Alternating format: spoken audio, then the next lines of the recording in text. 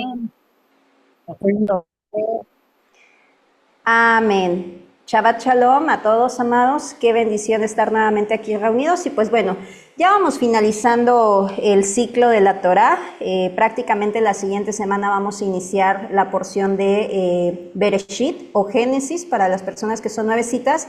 Y qué maravilloso terminar pues con este tema que es de mucha bendición, pero también de mucha controversia, la sedacá y el diezmo. Cuando nosotros venimos a guardar las instrucciones del Creador, en muchas ocasiones creemos que estas instrucciones, pues ya lo que es el diezmo, principalmente ya está abolido o que no debemos de practicarlo. Sin embargo, vamos a ver a la luz de las Escrituras qué es lo que nos muestra y sobre todo, pues con qué objetivo el Todopoderoso también lo instruyó. Vamos a analizar. Primeramente vamos a definir la palabra sedacá. Por lo general se traduce como caridad, pero no es la traducción más adecuada porque caridad se entiende que es algo como que nace de ti, como que cuando quieres lo haces y cuando no, no.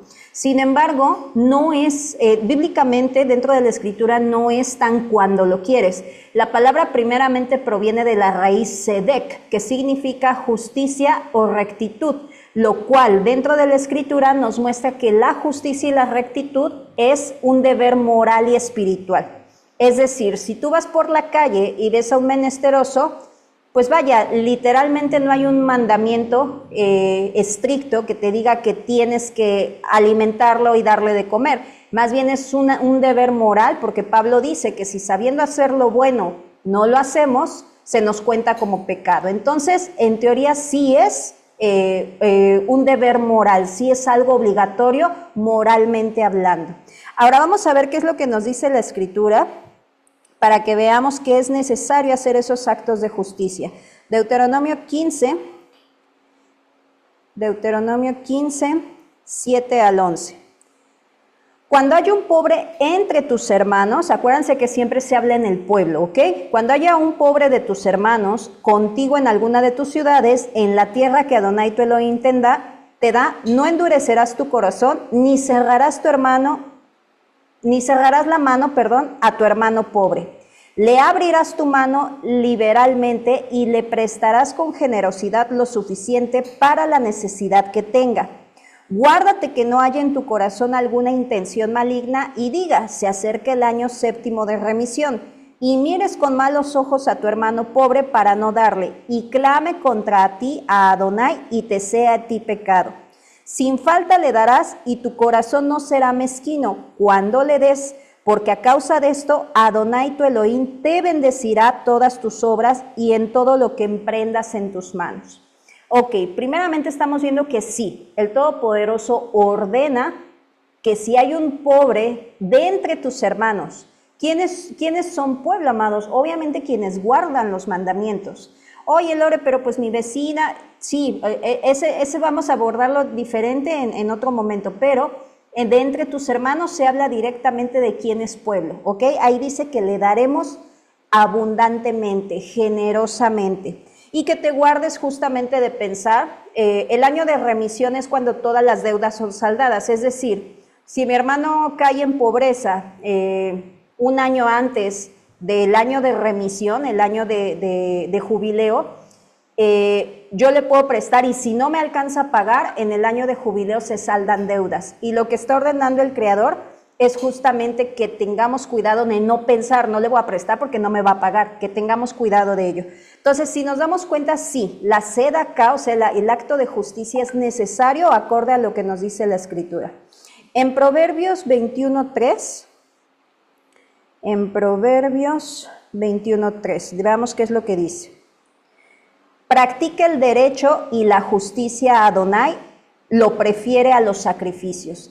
Aquí la justicia, la palabra en hebreo es sedacá. ¿Qué quiere decir? Que si tú practicas la sedacá y el derecho, es decir, la rectitud, Adonai lo prefiere antes que los sacrificios.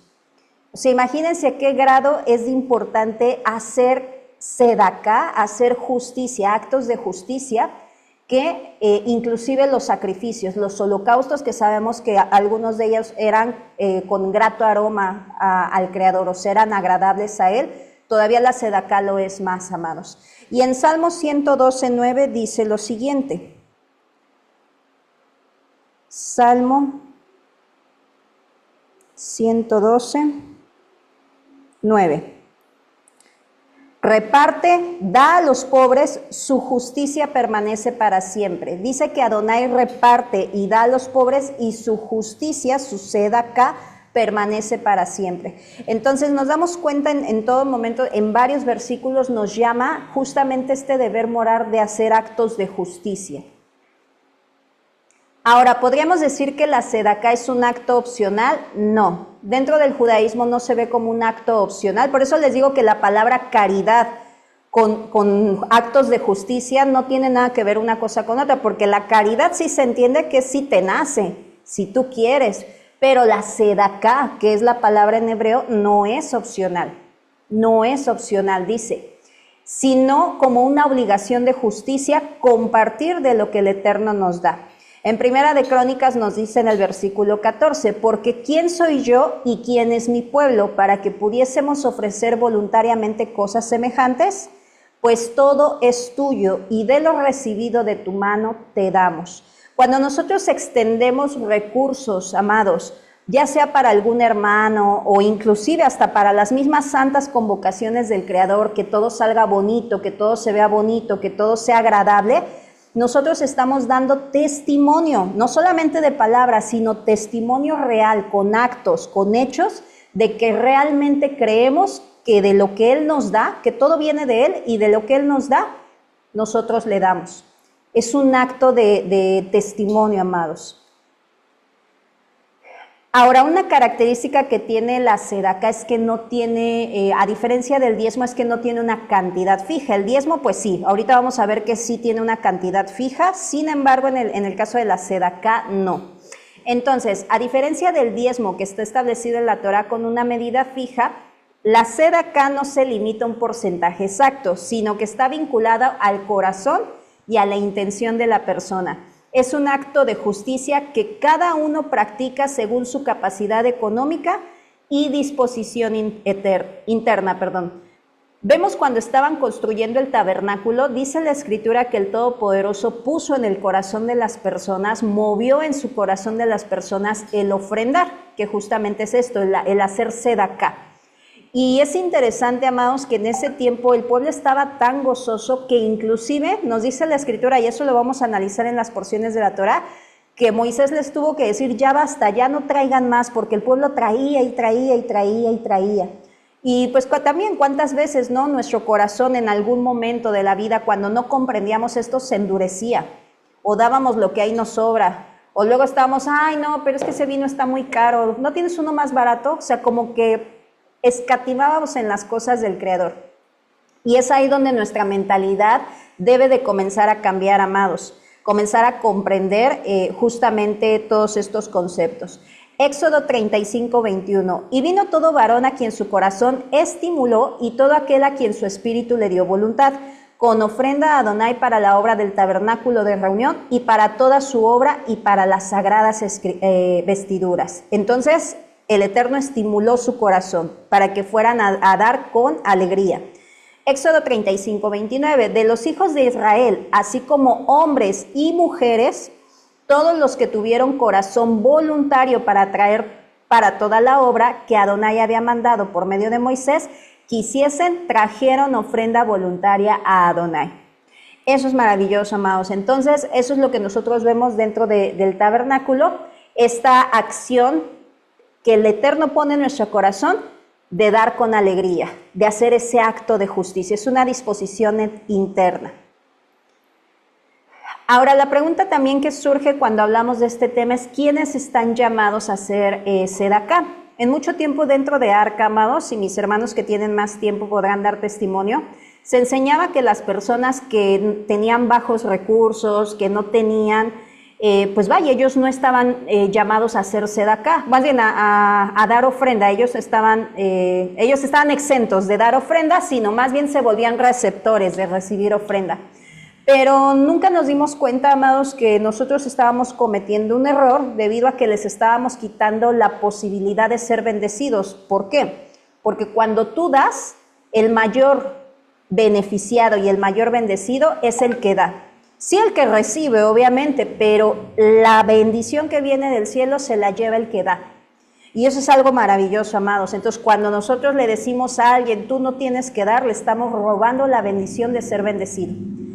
Absolutamente todos estamos llamados, tanto hombres como mujeres, aún el pobre debe de dar algo, aunque sea mínimo, amados, ya que el acto de dar tiene un valor espiritual, es la acción de dar. Nos dicen la Mishneh Torah, para los hermanos nuevos, vienen siendo recursos literarios rabínicos. Acuérdense que dentro de la amada casa de Judá, siempre lo hemos dicho, hay cosas que sí, sabemos de antemano que no edifican, pero muchas otras más sí. Y créanme que en el manejo de los diezmos y la sedaca, pues los hermanos judíos son unos expertos. Y obviamente los problemas que nosotros podamos tener hoy en día, ellos ya los tienen desde hace siglos, amados, porque ellos ya practican esto y todo esto ya se trató, todo esto ya viene en los tratados, por eso se llaman tratados, discusiones que había y a qué punto llegaron. Entonces dice la Mishneh Torah en Hilhot Matno Ayin 7.5, aún el pobre que se mantiene de la sedaká está obligado a dar sedaká a otro. ¿Te acuerdas que hemos dicho en muchas ocasiones, si tú recibiste sedaká, separa una porción de ahí? No te puedes quedar con todo. ¿Por qué? Porque siempre hay alguien más necesitado que él. Quien se niega a dar, aunque sea un poco, transgrede un mandamiento positivo y se le llama malvado. Vemos el ejemplo también cuando Yeshua le muestra a sus discípulos acerca de la viuda. Podríamos decir, oye, pero la mujer era viuda, aparte era pobre, pues la gente le debió de haber dado, ella no tenía que dar, pero vamos a ver qué dice Yeshua. Estando Yeshua sentado delante del arca de la ofrenda, miraba cómo el pueblo echaba dinero en el arca, y muchos ricos echaban mucho. Y vino una viuda pobre y echó 2 blancas, o sea, un cuadrante. Entonces, llamando a sus discípulos, les dijo, de cierto os digo que esta viuda pobre echó más que todos los que han echado en el arca, porque todos han echado de lo que les sobra, pero esta de su pobreza echó todo lo que tenía de sustento. ¿No creen que si los pobres no tuvieran que dar, Yeshua hubiera dicho, no, tú no tienes que dar, vete a tu casa y ahorita alguien te va a dar?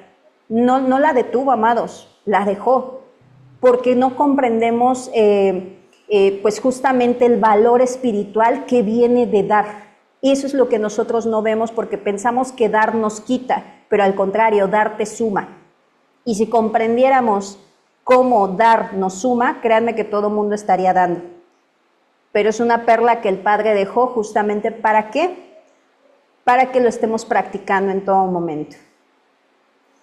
Ahora vamos a analizar un poquito la diferencia entre sedaká y diezmo. Ahora sí, entramos a lo que es diezmo. La palabra diezmo proviene del hebreo maser, que significa literalmente la 10ª parte. Este sí era un mandamiento dado a Israel de separar el 10% de la producción agrícola. Cuando digo este sí era un mandamiento, me refiero que sí o sí se tenía que hacer año con año. Sí o sí, o fiesta con fiesta. Ahorita lo vamos a ir viendo. El 10% de la producción agrícola o ganadera para propósitos específicos con el fin de sostener al sacerdocio, al culto del templo y a los necesitados. Yo te pregunto algo, si ahorita no tenemos producción agrícola, si ahorita no somos campesinos, no tenemos tierras, ¿qué crees que representaría o cómo podríamos nosotros representar hoy en día lo que nosotros tenemos que separar? ¿Qué sería, amados? El 10% del dinero. El trabajo. Del trabajo. El dinero, pero también el tiempo. Exactamente, amados. Sí, claramente, porque este también es un pretexto, una excusa que muchas personas utilizan. No, pero es que era fruta en ese entonces, eran verduras, era cosecha. Vale, pues si tienes cosecha, haz el 10% y sepáralo. Pero ninguno de nosotros tiene cosecha. Entonces, ¿qué? ¿Nos vamos a quedar sin la bendición? Yo creo que no. Obviamente, hoy en día, ¿en qué se traslada? En el fruto de nuestras manos, que es nuestra paga, el dinero, que al final de cuentas también sirve, son recursos que sirven para comprar. En Maser Rishon se conoce como el primer diezmo. Dentro de la Biblia nos manejan 3 tipos de diezmos, ¿ok? Y hoy vamos a aprender algo que también no se ha hecho aquí en Arca, pero que siempre es bueno que vayamos aprendiendo. Dentro de la Biblia se manejan 3 diezmos. El primero se llama Maser Rishon, o primer diezmo, y este se daba cada año, amados, excepto el año sabático. Recuerden que es un periodo de 7, ¿ok? Primer año, segundo año, tercer año, cuarto año, quinto año, sexto año y Shemitah. Primer año, segundo año, tercer año, cuarto año, quinto año, sexto año y Shemitah. Y así te vas cada 7 años. Entonces, cada año se daba excepto el Shemitah, el año sabático, y consistía en el 10% de la cosecha y era entregado a los levitas. ¿Por qué era entregado a los levitas? Porque nos dice Números 18, 21 al 24, que ellos no tenían heredad. Entonces, ellos se dedicaban 100% a la labor del templo. Y pues bueno, obviamente de eso también ellos se mantenían, porque acuérdense que los levitas se casaban, tenían hijos y pues de algo tenían que comer sus esposas y sus hijos, ¿verdad? Entonces comían justamente de ahí. Posteriormente sigue el Maser Sheni, que es el segundo diezmo. Este solamente se entregaba el primero, el segundo, el cuarto y el quinto año. Este diezmo se entregaba directamente, no se entregaba, sino que se utilizaba para la celebración de las fiestas. Es decir, tú lo llevabas directamente al templo y ahí te gozabas con todos, con tu familia, lo compartías, etcétera. Este iba enfocado directamente a utilizarse en las fiestas.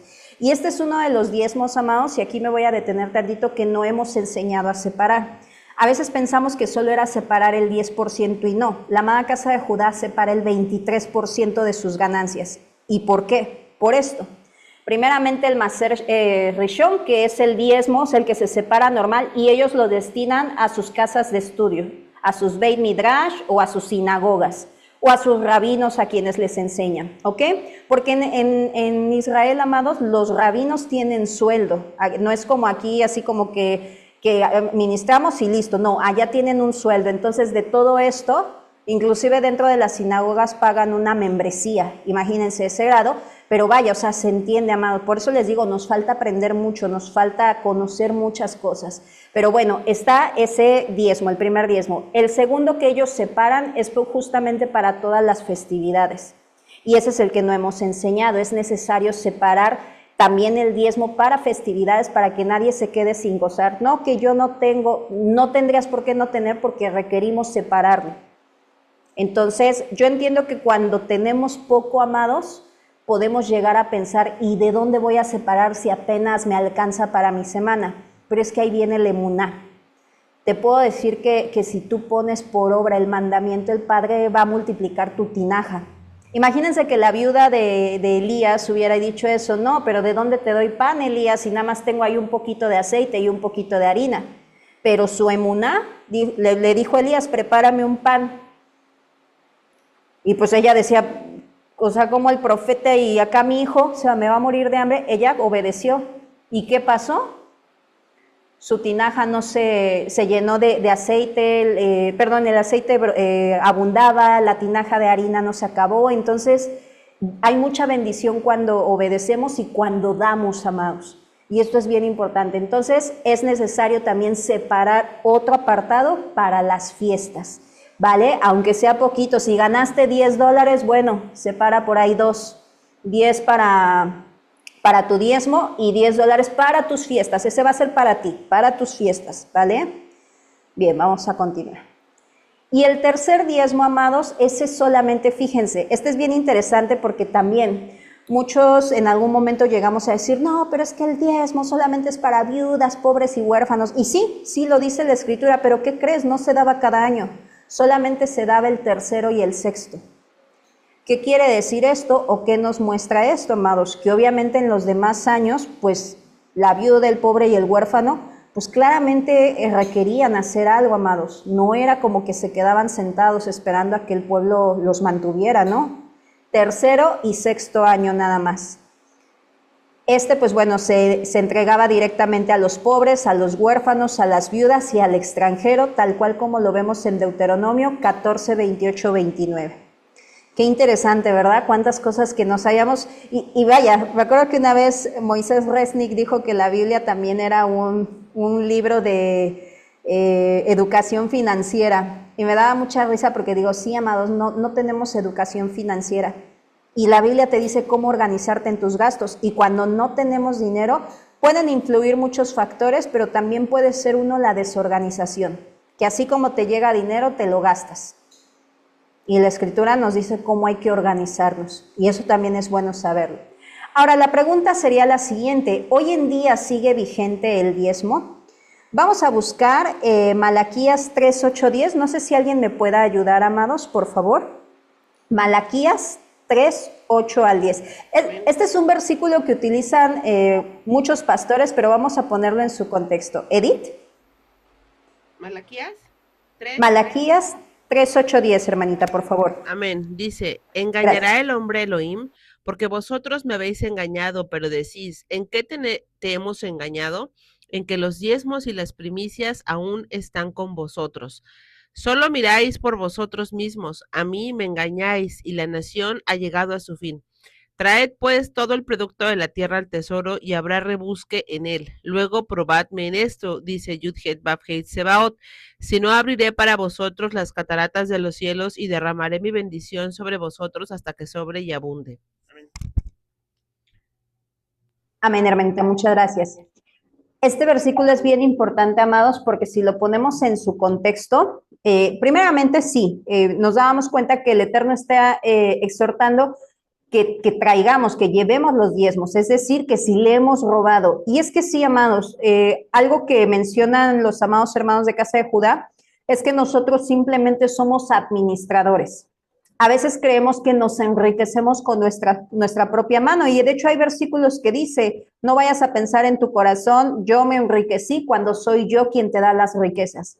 ¿Qué nos muestra esto? ¿Qué nos muestra esto? Que todo lo que tú puedas tener, todo lo que tú te puedas comprar, lo que puedas vestir, no lo obtuviste porque eres muy bueno, porque eres inteligente, porque ahorraste mucho, no, lo obtuviste por pura misericordia del Padre, porque la parnasá, el sustento, ya está destinado por el Creador. ¿Se acuerdan que recientemente celebramos, estuvimos reunidos en Yom Kippur? En Yom Kippur, según la tradición, se destina cuánto tú vas a ganar o cuánto va a ser tu sustento en ese año, o sea, del Yom Kippur al otro Yom Kippur. Imagínense qué tremendo. Por eso dice la Escritura que no depende de ti hasta cierto punto, pero no me va a desviar porque ahí es un tema largo. ¿Ok? Entonces, dice, tráigalo. El Padre pone en tu mano, y de ese dinero que pone en tu mano, el 10% no es tuyo. Ese 10% es de Él. Y si tú lo tomas todo, le estás robando al Creador. ¿Por qué? Sí, ahí sí se dan cuenta, dice, continúa diciendo de lo que leyó Edith, está hablando justamente de este tercer diezmo, del Maser Aní, que era destinado para los pobres, huérfanos y viudas. ¿Por qué? Porque los huérfanos, las pobres, las viudas y los extranjeros no tenían que comer. Por eso les dice, traigan mis diezmos. Imagínate estar tomando lo que le corresponde a los más pequeños, o lo que le corresponde, en este caso, volvemos a ver el Maser Rishon, que es el primero, a los servidores, a los levitas. Imagínate nada más. Entonces, cuando tú recibes algo, ese 10% no es tuyo o no es nuestro, ese lo separamos totalmente, ¿vale? Ahora, de igual manera, otro argumento también se dice o se puede pensar, Lore, pero pues era para los levitas, y sí, lo dice en Números 18, 24, es verdad, el diezmo iba destinado para los levitas porque no tenían heredad. Recordemos que ellos trabajaban 100% en las cosas del templo. Y Números 18, 26 llama a los mismos levitas, fíjense, los mismos levitas también diezmaban, ¿eh? Ellos de lo que les daba el pueblo tenían que separar el diezmo de los diezmos. ¿Para quién iba dirigido? Para los descendientes de Aarón. Acuérdense que solamente los descendientes de Aarón eran los que hacían sacrificios, los que entraban al lugar santo o al lugar santísimo, el sumo Cohen, solamente ellos. Los demás se ocupaban de diferentes oficios dentro del mismo templo, pero sacrificios, manipulación de sangre, solamente los hijos de Aarón. Y a ellos se les daba el diezmo de los diezmos. ¿Se dan cuenta toda esta organización que el Padre tenía tan hermosa? Y que si una de las piezas dejaba de hacer su función, todo esto se iba o se comenzaba a desarmar. Hay otro versículo también, no recuerdo si también es en Malaquías, que el Todopoderoso exhorta y dice que no han llevado sus diezmos y que ya inclusive los levitas tuvieron que irse a trabajar porque el pueblo no estaba cumpliendo. ¿Y qué sucede con ello? Los levitas al trabajar descuidan sus cosas del Eterno. sea, a mí me impacta esto, amados, ¿por qué? Porque es eso, el Padre hizo como un ecosistema en su pueblo en el cual todos tienen que seguir el orden, porque si no, se hace una desorganización. Y por eso hoy estamos así, porque no conocemos esta organización, amados, y por eso es que, vaya, cometemos errores, sin embargo, bendito sea el Padre, nos permite seguir conociendo año con año. Ahora, ¿podríamos decir que el diezmo no sigue vigente? No necesariamente, amados. Si bien es cierto y sabemos que es para los levitas, ¿qué creen? La amada casa de Judá también lo sabe y lo sabe mejor que nosotros. Sin embargo, ellos siguen separando el diezmo. ¿Y por qué creen que lo hagan, amados? ¿Por qué creen que ellos sigan separando el diezmo? Si no hay levitas, si no hay templo, ¿por qué creen que ellos lo sigan haciendo? Porque ahí está la bendición. Exactamente. Porque Dímelo. hay quienes les enseñan Torah y a ellos lo destinan. Claro, exactamente, y porque conocen exacto esa bendición que nosotros no vemos. Por eso les digo, nosotros, como no conocemos esto, pensamos que dar es restar, o sea, me estás quitando, ¿no? Pero ellos sí saben que dar es bendición. Y por eso es que no en vano se les conoce por la fama de saber hacer dinero, pero no es que sepan hacer dinero, sino que tienen la bendición del Padre, amados, justamente por todas estas instrucciones. Primera de Corintios 9 nos dice lo siguiente, Pablo está hablando. No soy apóstol, no soy libre, no he visto a Jesús el Señor nuestro, no sois vosotros mi obra en el Señor. ¿Acaso no tenemos derecho a comer y beber? Si nosotros sembramos entre ustedes lo espiritual, ¿es gran cosa que segaremos de vosotros lo material? Si otros participan de este derecho sobre ustedes, ¿cuánto más nosotros? Pero no hemos usado este derecho, sino que lo soportamos todo por no poner ningún obstáculo al Evangelio de Cristo. Pablo, por ejemplo, ahí dice que él no utilizó ese derecho. Sin embargo, vamos a ver qué continúa diciendo. ¿No saben que los que trabajan en las cosas sagradas comen del templo y que los que sirven en el altar participan del templo? Pregunta, del altar participan, perdón, pregunta, ¿quiénes servían en las cosas sagradas, comen en el templo y sirven en el altar? ¿Quiénes eran, amados?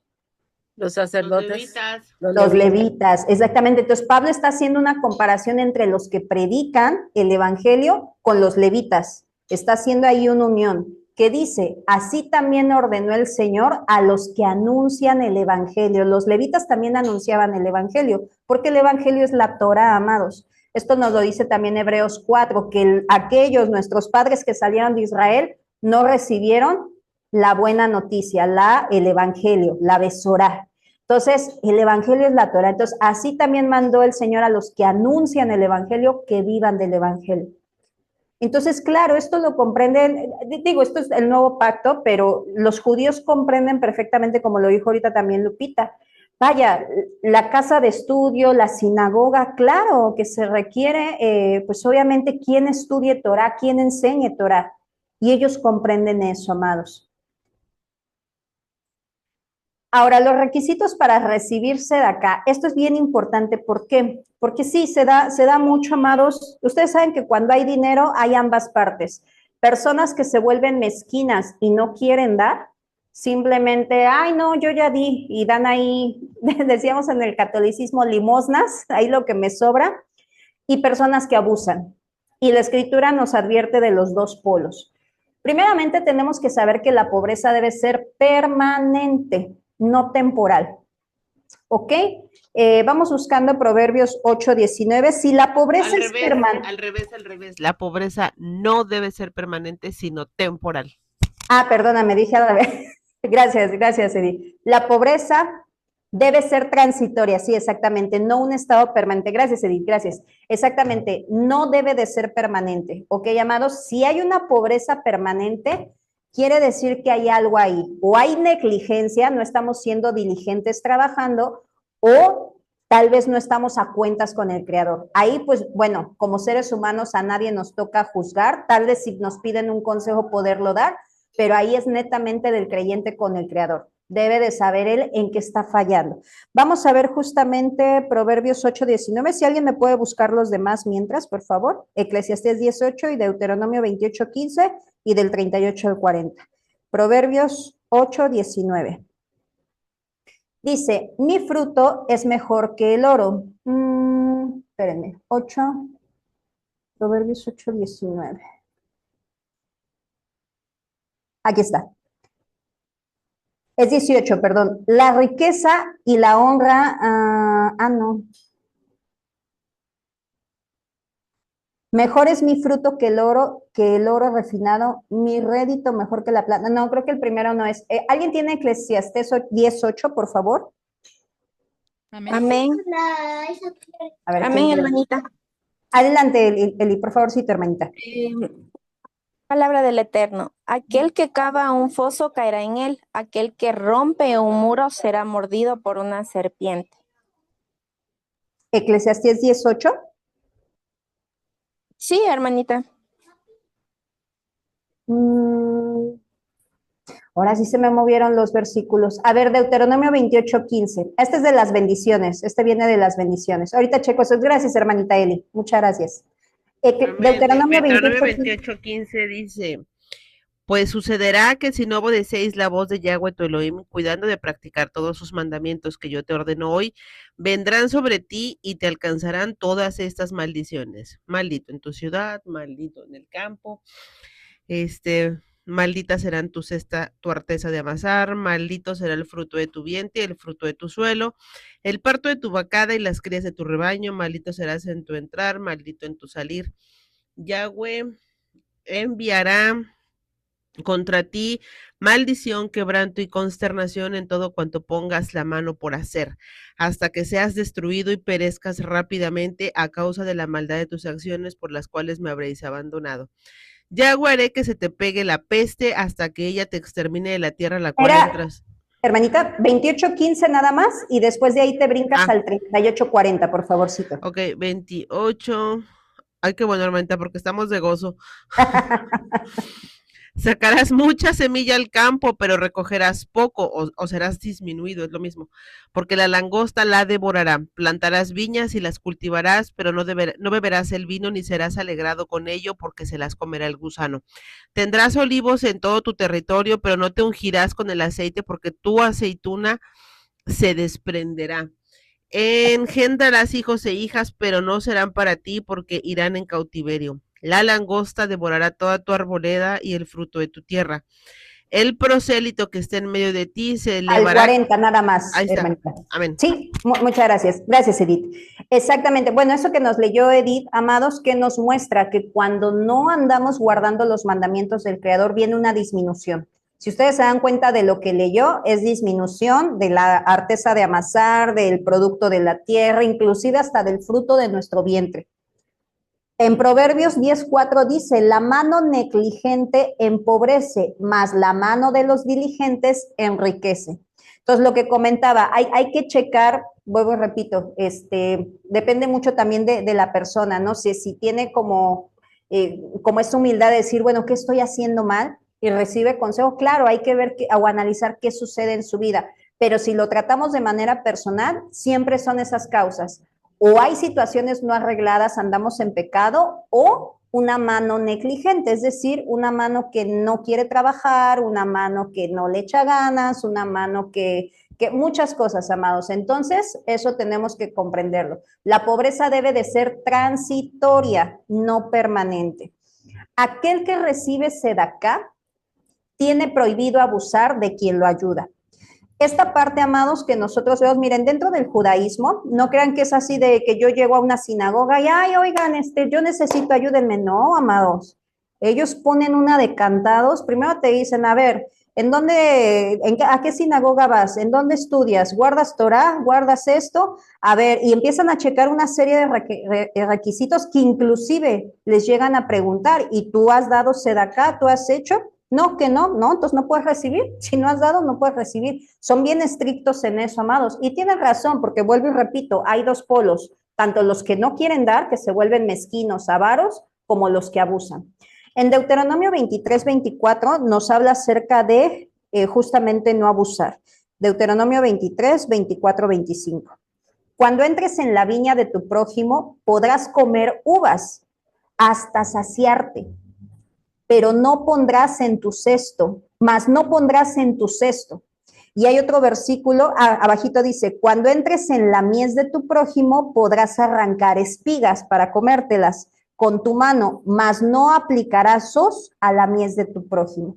Vean cómo el Creador nos dice que sí, podemos comer, mas no meteros, mas no llenar tu canasta. Esta parte, amados, y hoy en día, ¿cómo aplica? Aplica mucho en esta parte de decir, bueno, pues ya espero mensualmente mi ofrendita, ¿no? Ya me la vas mandando. Eso no aplica, amados. ¿Se puede ayudar una vez? Perfecto. Pero la intención de la sedacá es que la persona se ayude temporalmente en lo que sale de esa situación. Pero no es lícito, amados, que ya con mes quiero que el hermano me esté mandando mi sedacá. Eso no es lícito, amados. Ni la amada casa de Judá hace eso. Porque se cae en esto, se puede caer en el abuso. Mishneh Torah dice lo siguiente, Ramban dice así, no es digno que un hombre se haga de la sedacá algo habitual. Fíjense, lo llama indigno al varón que hace eso. Más bien debe esforzarse en ganarse la vida, aunque sea con un trabajo pesado, antes que depender de los demás. El que evita tomar sedacá será bendecido. Es decir, hay más bendición si tú evitas tomar de la sedacá. En el Talmud Babli, en el Talmud de Babilonia, dice lo siguiente, los sabios enseñan que quien puede mantenerse por sí mismo, pero toma de la sedacá, no quedará sin castigo. Y quien prefiere vivir de su propio esfuerzo, aunque sea con dificultad, será bendecido y con prosperidad futura. Fíjense nada más, amados, los sabios han acordado que una persona que se esfuerza por no recibir sedacá, te voy a decir algo, voy para allá, Edi, te voy a decir algo, muchas veces nos gusta recibir, pero no queremos desprendernos de nada. Muchas veces yo digo, chispas, yo necesito, pues le voy a pedir a Edith, o le voy a insinuar que necesito para que Edith, pues le duela y me mande, ¿va? Pero ¿qué crees? Ahí tengo una tele, ahí tengo un horno, ¿por qué no lo vendo? ¿Por qué mejor no lo vendo en lugar de estar pidiendo? ¿Por qué en lugar no me deshago de cosas que tengo en lugar de pedir algo? Por eso dicen los sabios, quien busca salir adelante con su propio esfuerzo va a ser bendecido. Edith, adelante. Bueno, me robaste las palabras de la boca, así es. La palabra dice, si tu hermano empobrece, acógelo contigo. Eso quiere decir que ni casa tiene, ¿no? Que ya intentó hacerse salir a flote con lo que tenga, ¿no? Estaba viendo un video de un hermano que también tú publicas mucho sus videos, que tiene cortos muy, muy edificantes, y decía, ya sacaste toda la ropa que no usas, ya sacaste la bicicleta que no usas, ya sacaste a vender esa pantalla que tienes en tu casa, ya vendiste tu teléfono, ya vendiste tu computadora, ya vendiste tus muebles. Y eso es duro porque cuando una persona ocupa ayuda, sedacá, es porque hay un proceso. ¿Cuál? La persona con el padre, ¿no? Eso no es el tema. Pero no hay ese proceso de desprendimiento porque decía este sabio judío que si no te desprendiste del recurso, ahora te toca desprendirte de tus comodidades. Y eso está duro, ¿no? Amén. Sí, Edith, muchísimas gracias. Sí, es correcto, amados, es correcto. Por eso les digo, es bien importante conocer estos conceptos. ¿Por qué? Porque a ambas partes habla, a ambas partes, definitivamente. Entonces, pues aquí sí es de manera individual, pues cada quien, ¿no? A hacer lo que nos corresponde, porque todos estamos llamados a hacer. En el Shulchan Aruch dice lo siguiente, quien no necesita tomar sedacá y la toma, no saldrá del mundo hasta necesitarla de verdad. Es decir, tomar sedacá cuando no la requieres o cuando la puedes o puedes salir por tus propios miedos, o vamos a ver más adelante, tienes esposo, tienes hijos, tienes hermanos, tienes alguien, o sea, que bíblicamente se debe hacer a cargo de ti, dice que no saldrá del mundo hasta necesitarla de verdad. O sea, sí nos habla de una disminución, amados. Y es por eso que, pues, bueno, vemos tantas situaciones de personas tal vez, ¿no? Que dices, bueno, ¿por qué esta persona no sale de su situación, Por todas estas cosas, que ojo, sabemos que muchas cosas podemos cometerlas, todos los seres humanos no sabemos todo, amados, y hay cosas que cometemos por hierro, es decir, pues porque no sabíamos, nos equivocamos, no teníamos, pero pues qué bonito es que el Padre nos permita conocer para hacer teshuvá, para hacer un cambio de mentalidad, para retornar y comenzar a caminar bien, rectamente. En el caso de las mujeres, amados, primeramente para ser una candidata a recibir, bueno, la palabra nos habla acerca de las viudas, ¿no? Por lo general dentro de las congregaciones pues se ve mucho eso, ¿no? Yo soy viuda, manténme. Y sí, o sea, sí como congregación es un deber de la congregación sustentar a las mujeres que se quedaron viudas. Sin embargo, muestra Pablo diversos candados, no era nada más así de ya llegué y sosténme, no. Pablo nos habla de distintos candados que pone. Primeramente nos dice que la mujer debe ser viuda como Pablo, espérenme, déjenme leerlo aquí, como Pablo nos indica, si la mujer tiene esposo o hijos varones, no es candidata, amados. ¿Ok? Entonces, esto es importante, ¿por qué? Porque Pablo nos dice que dejemos que su familia se haga cargo de ella, que no les quitemos esa bendición. Dice en vamos a leer primera de Timoteo 5:3. Fíjense cómo dice Pablo. Honra a las viudas que realmente son viudas, pero si alguna viuda tiene hijos o nietos, aprendan primero estos a ser piadosos con su propia familia y a recompensar a sus progenitores, porque esto es agradable delante de Dios. Es decir, si tiene hijos o nietos, deja que sus hijos y sus nietos se hagan cargo. Ahora bien, si realmente la realmente viuda y que se ha quedado sola tiene puesta su esperanza en Dios y persevera en súplicas y oraciones noche y día. Esta parte es importante porque dice que tiene puesta su esperanza en Dios y persevera en súplicas, oraciones noche y día. En la Reina Valera dice que espera en Adonai. Eso también es importante, amados, ¿por qué? Y esto por qué lo comento, porque actualmente estamos en un mundo digital y sabemos que en las redes sociales, yo no sé si a ustedes les ha pasado, a mí en lo personal me han contactado personas que, no digo de la congregación, sino personas externas que se hacen pasar por hermanos y te piden dinero y a veces pues vaya, tú movido como en esa intención, pues le das, ¿no? Te puedes ver tentado a darle, pero luego a veces te das cuenta que son estafas, luego a veces son personas que son vividores, entonces es bueno conocer todo esto para que ustedes tengan las herramientas para poder discernir cuándo sí, cuándo no, ¿ok? Entonces dice que la que realmente es viuda espera en Dios. La que espera en Dios se queda orando y tranquilita. No anda mandando videos ahí, por ejemplo, ay, Edith, mira, me siento bien débil porque no he comido. Ay, es que me estoy desmayando. Eso, amados, es una manera indirecta de pedir. A nosotros nos llegó a pasar aquí en Arca con nadie, amados, porque ya esta persona ni está ni siquiera dentro de la congregación, pero nos tocó una situación bastante complicada de una personita que pedía por privado a los hermanos. Y los hermanos, muchos hermanos a mí me contactaron, me dijeron, es que mira el video que me mandó, y era el mismo que le mandaba a todos, un video donde enseñaba su refri, y hablaba, ay, que me siento muy débil, me siento muy débil. Y bueno, ahí los hermanos movidos pensando que eran los únicos que daban, y no, ya le habían dado 20 hermanos más. Y cuando hubo pues un diálogo con esta persona, dijo, yo nunca les pedí. Y le digo, bueno, es que con este video estás pero recontrapidiendo. No, ahí yo no pido, yo nada más se los mandé. ¿Se dan cuenta? O sea, a ese grado se llega, amados. Por eso les digo, hay que tener mucha precaución en todas estas instrucciones. Entonces dice, la espera, no anda pidiendo ni anda insinuando que necesita, espera. Pero la que se entrega a los placeres viviendo está muerta. Manda también estas cosas para que sean irreprensibles, porque si alguno no provee para los suyos y mayormente para los de su familia, ha negado la fe y es peor que un incrédulo. Sea incluida, ojo amados, escuchen esto, sea incluida en la lista la viuda no menor de 60 años.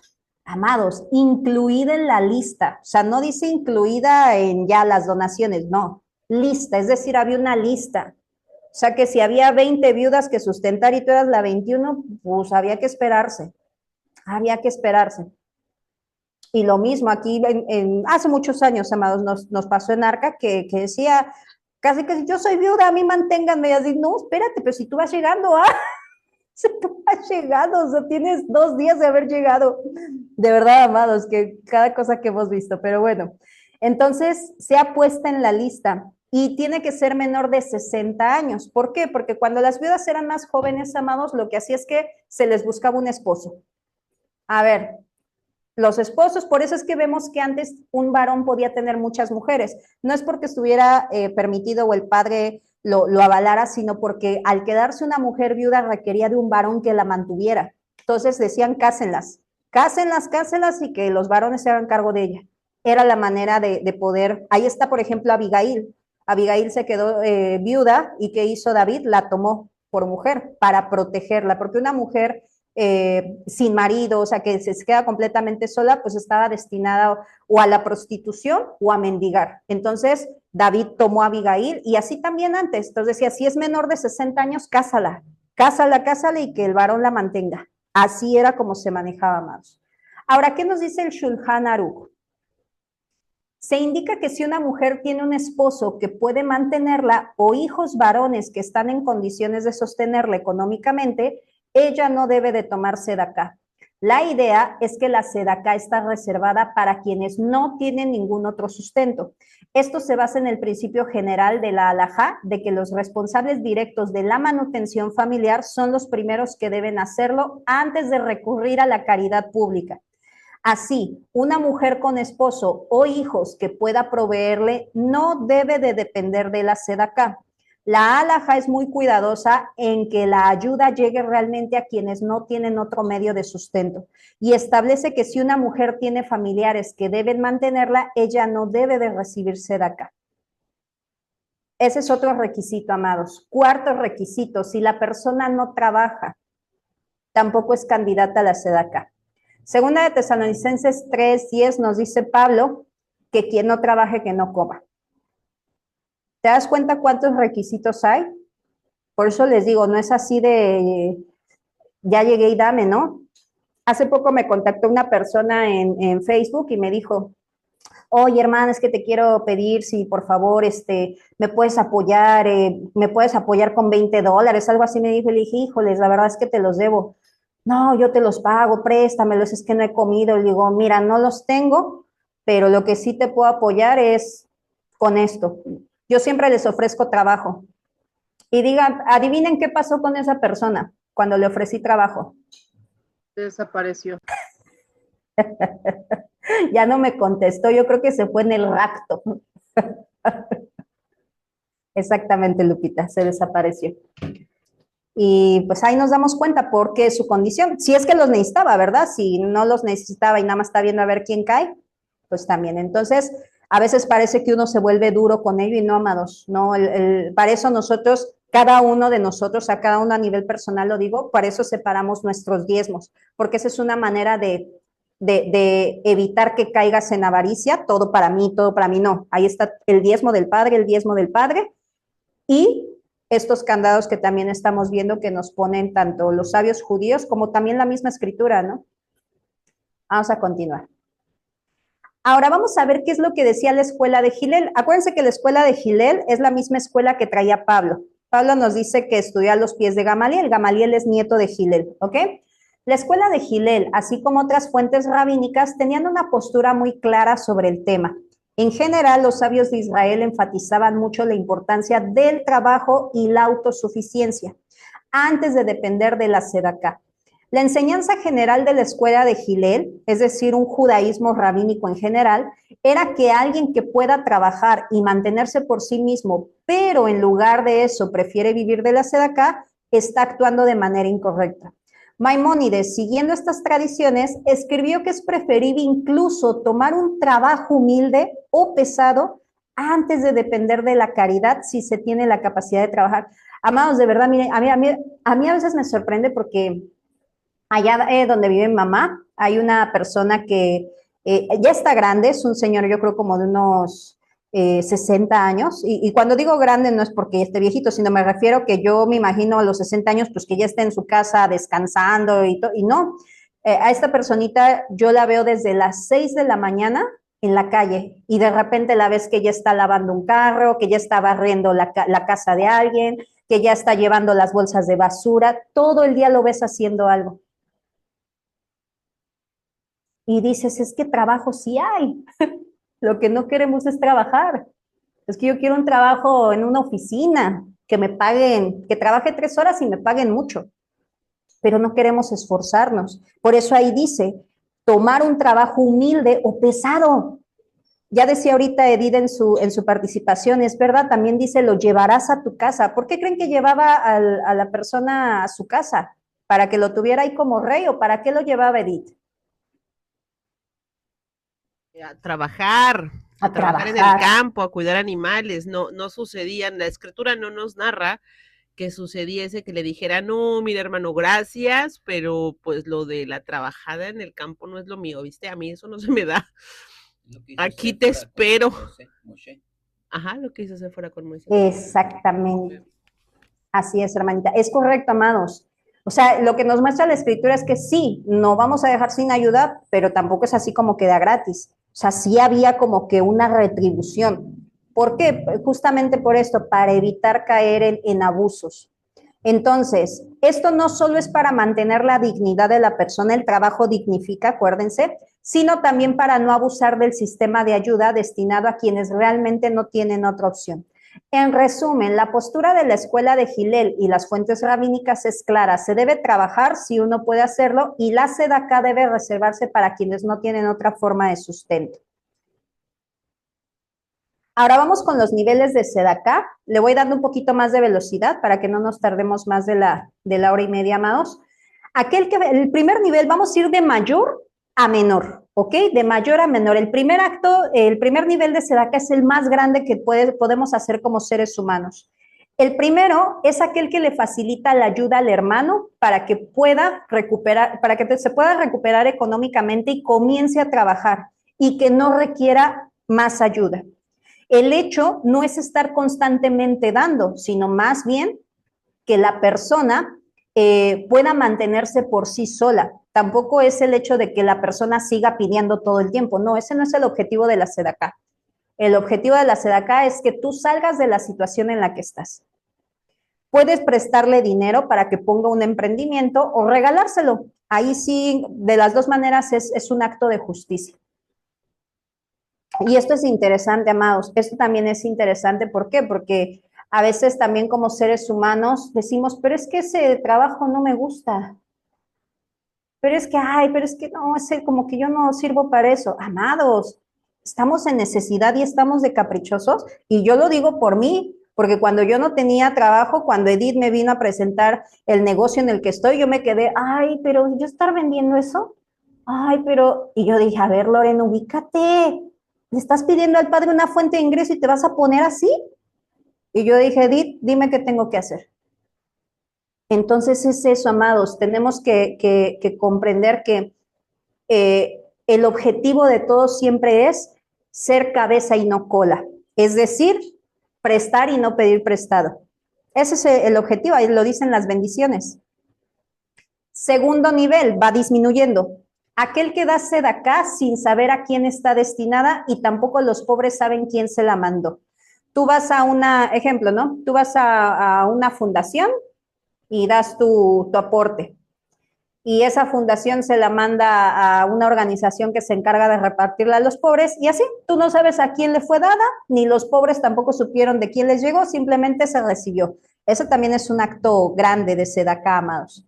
Tercer acto, aquel que da sedaká sabiendo quién es el receptor, pero el receptor no sabe. Ejemplo, no sé, a Edith le nace mandarme una sedaká. Entonces, por medio de alguien me la hace llegar. Edith sí sabe que es para mí, pero yo no sé quién me la mandó. Ese es un acto grande de sedaká, porque acuérdense que entre más anónimo sea, mucho mejor, amados, mucho mejor. Eso es algo maravilloso porque muestra tu humildad. No, dice Yeshua, no sean como los hipócritas que tocan shofar, ¿no? Ay, cuando dan ofrenda o sedacá, ¿no? Entonces, bueno, la sedacá que es lo mismo. Entonces, eso.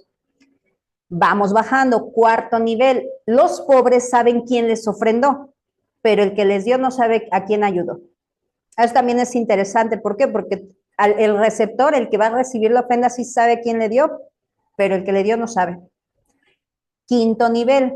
Aquella sedacá que se da al pobre antes de que este mismo te lo pida. Si tú estás viendo que tu hermano está en necesidad, ahorita es un poco difícil porque estamos en una era digital, pero de manera presencial tú te das cuenta cuando el hermano viene abatido, cuando a lo mejor ya lo has visto, no sé, que no ha comido o algo, ahí tú decir, bueno, a ver, ¿qué pasa, no? O digo, también de manera digital se sabe, ya los hermanos que tienen más plática entre uno y otro, pues saben. Edith, por ejemplo, no me ve, pero me vuela a distancia, me dice, tú tienes esto, y yo, me estás vigilando, ¿por qué? Porque nos conocemos, nos hablamos tanto que nos conocemos. Y así tú con algún hermano, alguna hermana que digas, o sea, yo sé que algo tiene. Entonces, cuando tú ofreces esa ayuda antes de que te la pidan, es un nivel alto de sedacá. Siguiente nivel, cuando ya te la pidieron. No es que sea malo, pero ya te la pidieron. ¿Vale? Entonces, la das. Quien colabora, siguiente nivel, nivel séptimo, quien colabora con una cantidad menor a la que se debe, pero lo hace con buena voluntad, con alegría y con una sonrisa. A veces no vamos a poder apoyar en todo a las personas, amados. A lo mejor, no sé, a mí se me rompe mi puerta y la puerta cuesta, no sé, $300. Y a lo mejor Edith me dice, ¿sabes qué, Lore? Pues nada más tengo 150, pero te los doy ahora sí que mira, aquí está. Si pudiera, te daría más. O sea, el Padre ve ese corazón, amados, y eso se le cuenta como justicia. Pero fíjense, Maimónides nos está permitiendo saber que la sedacá es completa. No es una parte, no es como que, ay, a ver, mira, traigo aquí $2, toma. Ahí junta lo demás. No, estábamos llamados a completar toda la necesidad, que lo dice también Deuteronomio. ¿Se acuerdan que lo leímos? Que darás en abundancia, le darás para lo que necesite. Entonces es eso, con buena voluntad.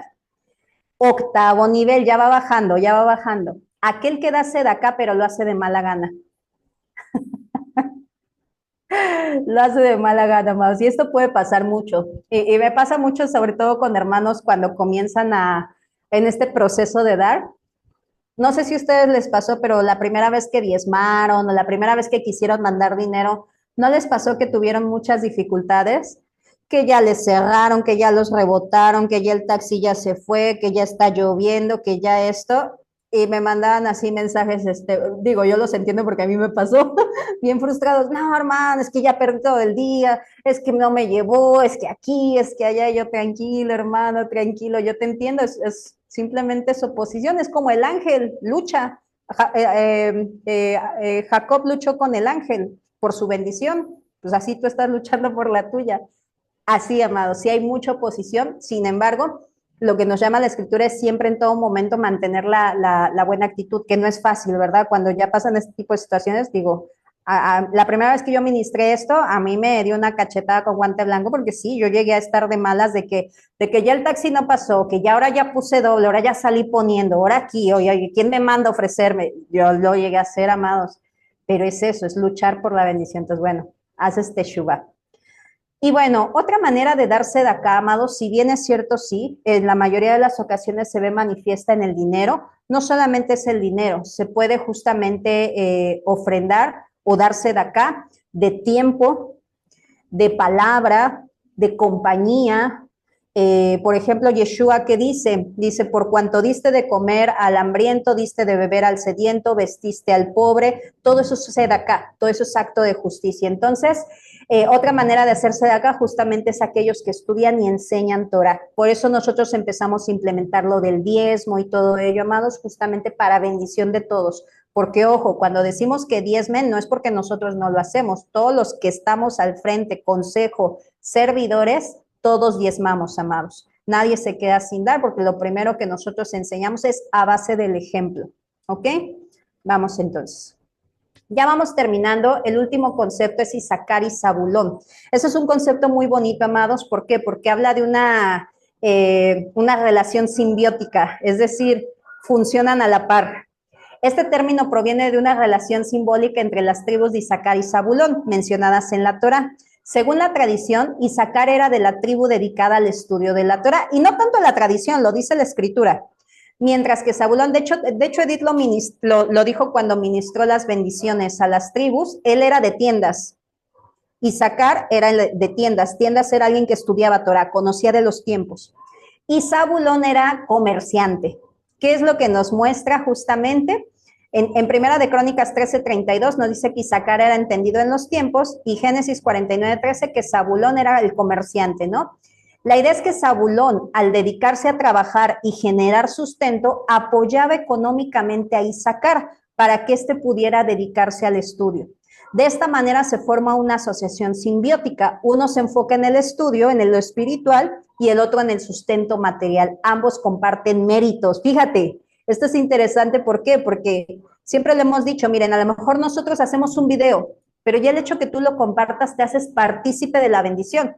Porque nosotros no podemos construir un templo solos, amados. Somos un cuerpo y necesitamos trabajar todos a la par. Unos riegan, unos siembran y otros riegan. Y es lo mismo aquí. Si alguien estudia y tú le aportas, digo, como lo hemos estado haciendo aquí con los diezmos y eso, te vuelves copartícipe de esas bendiciones. No se está haciendo solo, sino trabajamos a la par por esa bendición. Este modelo se usa a menudo como base para describir la relación entre quienes estudian Torah por tiempo completo y quienes los apoyan financieramente, que es lo que hacen los judíos con los rabinos. Los rabinos allá en Israel, amados, ser rabino es su trabajo y ganan bastante bien, los rabinos. Por eso un rabino es así como de, ¡ay, el rabino! Se dedican 100% al estudio y los mantienen, obviamente, los que van a la casa de estudio. Pero tienen un sueldo, amados, ¿no? Es una cosa impactante, de verdad.